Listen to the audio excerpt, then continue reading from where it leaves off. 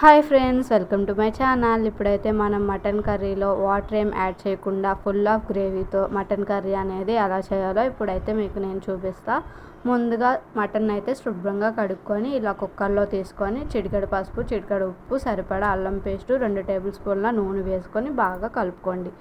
కలుపుకున్నాక స్టవ్ అనేది మీడియం ఫ్లేమ్లో పెట్టుకొని కుక్కర్ 3 విజిల్స్ వచ్చేదాకా మటన్ని బాయిల్ చేసుకోండి. తర్వాత స్టవ్ మీద పెనం పెట్టుకొని కొద్దిగా నూనె వేసుకొని కొద్దిగా జీలకర్ర అయితే వేసుకొని 2 ఉల్లిపాయలు వేసుకొని కొద్దిగా పసుపు, కొద్దిగా ఉప్పు వేసుకొని ఇలా లైట్ పింక్ కలర్ వచ్చేదాకా బాగా ఫ్రై చేసుకోండి. తర్వాత సరిపడా అల్లం పేస్ట్ వేసుకొని అల్లం పేస్ట్ బాగా పచ్చివాసన పోయేదాకా ఫ్రై చేసుకోండి. తర్వాత మనం ముందుగా బాయిల్ చేసి పెట్టుకున్న మటన్ అయితే వేసుకొని 5 మినిట్స్ కుక్ అయ్యాక కొద్దిగా ఎండు కొబ్బరి, 2 టేబుల్ స్పూన్ల కారం, 1 టేబుల్ స్పూన్ ఉప్పు యాడ్ చేసుకొని బాగా కలుపుకోండి.